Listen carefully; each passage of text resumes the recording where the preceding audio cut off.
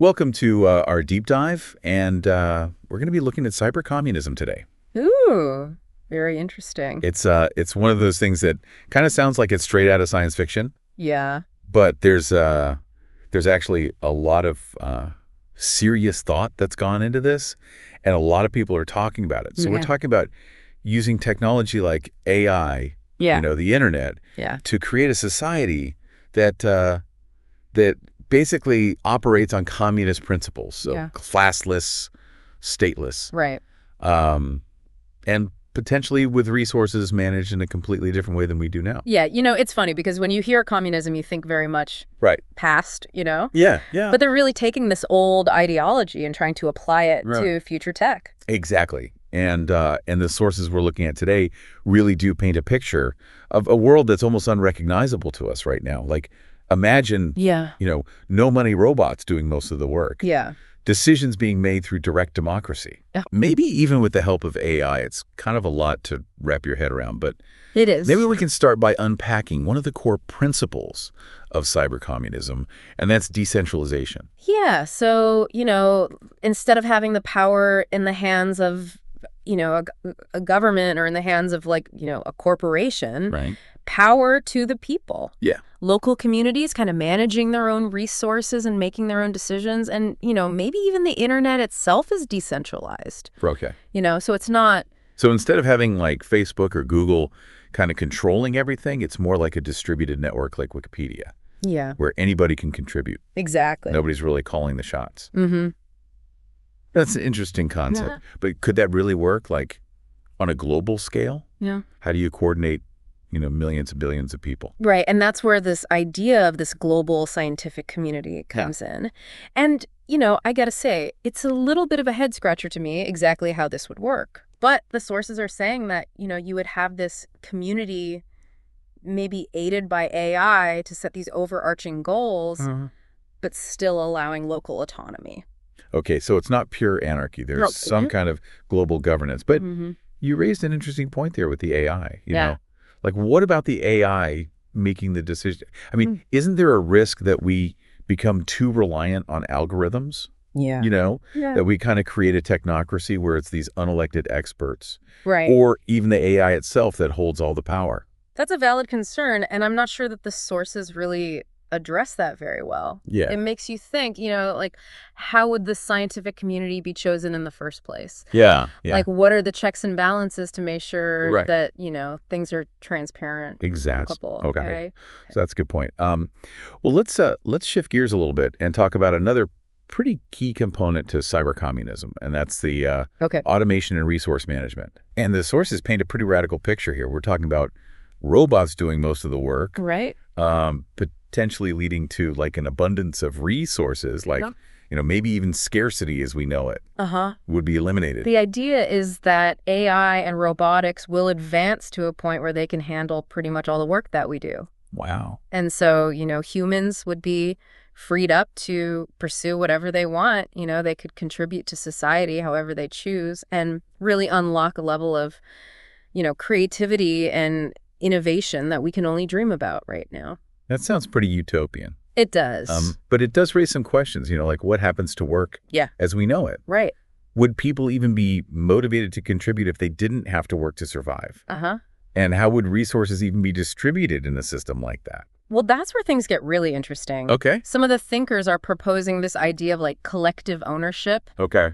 of resources, or maybe even a system where resources are just returned to a common pool Yeah. after use, which is, Yeah. very different from how we Think think about about it. things now. Yeah. I mean, imagine, not owning your car or your house, but just having access to them as needed. Right. Would that be a more equitable society? Would that be more sustainable? Or Yeah. would it create new problems that we haven't even thought about yet? And would people even go for that?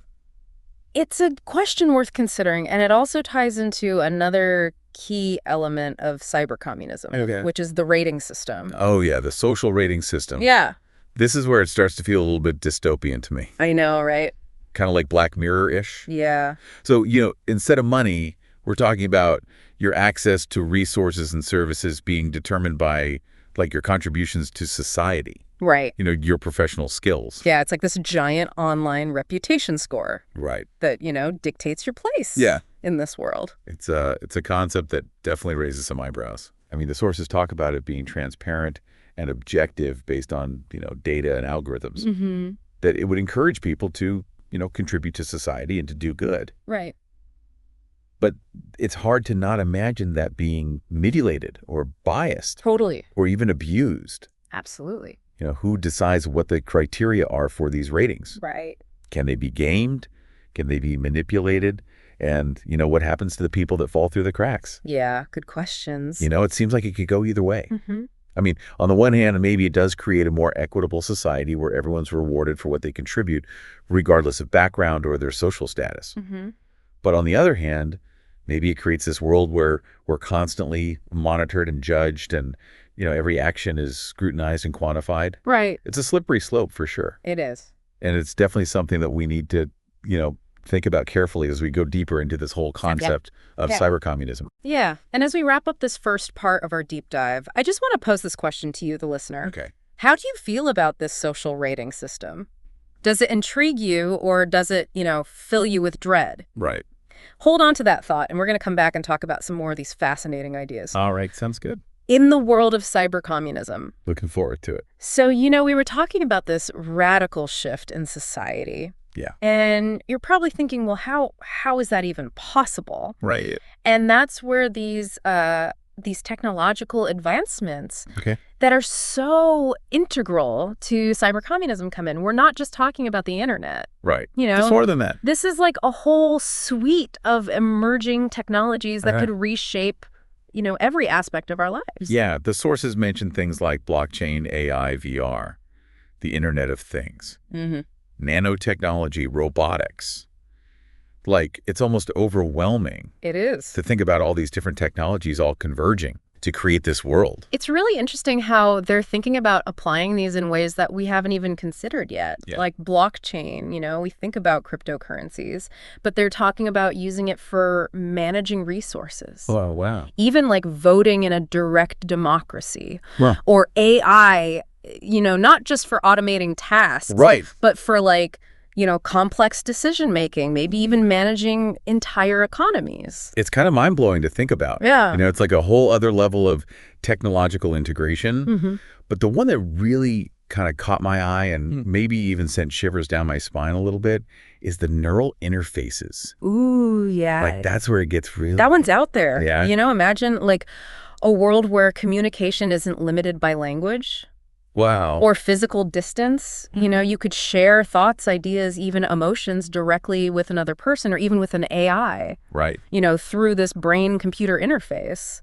It's mind-boggling, but it also kind of raises some red flags for me. Yeah. Like, would this lead to greater understanding and empathy? Mm-hmm. Or could it be used for, manipulation and control? Right. And what would it even mean to be human? Exactly. If our thoughts aren't even our own anymore? Big questions. Yeah, big questions. That we probably won't have the answers to for, decades. Right. But, let's step back from the sci-fi stuff for a minute and get back to this idea of human development being central to this cyber communist society. Yeah. Like, what does that actually look like? Yeah, I'm having trouble kind of picturing that. Yeah. Like, if work is mostly automated Right. and, our basic needs are being met, what's the motivation Right. to strive or to create or to contribute? That's where this idea of a fundamental shift in values comes in. Okay. So instead of being motivated by competition or material gain or even the need for survival, people would be encouraged to pursue their passions, to develop their skills, to contribute to the collective good. Okay. Just for the satisfaction of it. Yeah, the inherent satisfaction. So it's almost like flipping the script right. on how we view success now. Mm-hmm. Instead of, how much money you make or what kind of car you drive. Right. It's about personal growth. Yeah. And creativity. Yeah. And your contribution to the community. Yeah. Could it work though? I don't know. Could it? On a large scale? Yeah, that's a good question. And that's where the idea of these communities comes in. Right. So people would naturally form these groups Okay. based on, shared interests or values or goals. And these communities would kind of become like the building blocks of this cyber-communist society. Interesting. Providing a sense of belonging, purpose, mutual support. So instead of like being forced into one giant system, right, you could choose the community that aligns with your beliefs. Exactly. And your aspirations, which I guess would address some of those concerns about like, conformity and lack of individual expression that sometimes come up when you talk about communism. And then, within those communities, people would be free to pursue whatever interests them, whether it's art or science or technology or, whatever. So the idea is that once you remove the economic necessity, then it just unlocks all this creativity and innovation. Exactly. That's pretty wild. It is. But how do you even begin to transition from like, where we are now to something like that? Well, that's the billion-dollar question. Right. And I'm not sure the sources really have a good answer for that. Yeah. They talk about kind of like a phased implementation. Okay. Starting with the decentralization of resources and infrastructure, then gradually transitioning to collective ownership and management, and eventually like dismantling those traditional power structures.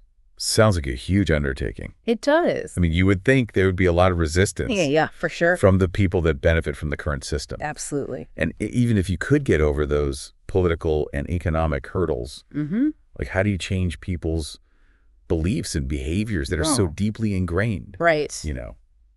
Yeah, it's hard to imagine everyone just like suddenly embracing this new way of life. Exactly. It would be a process. Yeah. It would take a lot of education, dialogue, experimentation. The sources talk about using technology to help with that transition. Interesting. Like, platforms for communication and collaboration. Right. Maybe even like virtual simulations of what life would be like. That's pretty cool. In this cyber-communist society. So it's not just about the technology itself. Right. It's about like building a whole social and cultural infrastructure. Right, exactly. That could support such a radical shift.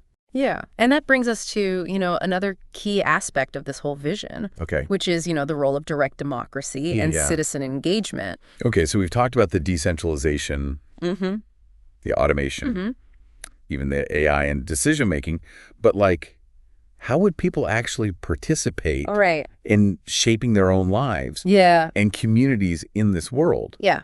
And so we were talking about direct democracy and how that would function with so many people in all these different communities. Well, they talk about using kind of a multi-layered approach to decision-making. Okay. So it's like direct democracy, but with all these high-tech tools that we've been talking about. Yeah. Like, imagine voting on local issues directly using a blockchain platform. Okay. So it's transparent, it's tamper-proof. Right. And then, at a regional level or even a global level, you could have AI that's analyzing all that data, identifying patterns and trends, maybe even proposing solutions based on what people want. So instead of like electing representatives, we're talking about direct voting and AI helping us make decisions. To make those decisions. It's pretty different from how we do things now. Very different. But I can kind of see how it could be more responsive. Yeah. More of a representative. But what about that AI? Becoming too powerful. Yeah, that's the big question. How do we make sure it's a tool and not like a dictator? Well, they talk about developing like ethical AI. Ethical AI. Algorithms that are designed to align with human values and, to promote the common good. Okay. Some even suggest that the AI's decision-making processes should be completely transparent. Like open for anyone to look at. Wow. To understand and maybe even modify the algorithms. That's pretty radical. It is. So it sounds like they're trying to balance like, the technology with human agency. It's not machines ruling the world, it's machines helping us. Right. But even if we could create a system that was truly democratic and equitable, and we could overcome all the technical hurdles, like, would people actually want this? That's a good question. Would they be willing to give up their way of life? Yeah, with all the, familiar comforts and freedoms. Right. For this unknown future. Yeah, that's the ultimate question. Yeah. I guess only time will tell. But it's interesting, though. It is. It makes you think about what's possible. Yeah. What could be. Even if this specific vision never happens, Right. it still gets us thinking about how we organize society, how we use technology. To make a better future. Exactly. Yeah, it really makes you question everything, It does. from work to community. Yeah, we've covered a lot of ground in this deep dive. We have. From the basic principles of cybercommunism to all this amazing technology. But I think it's pretty clear we have more questions than answers. We definitely do. And that's what makes it so interesting. It does. This isn't a simple solution. Right. It's more like a thought experiment. Yeah. That makes us think about the future that we want to create.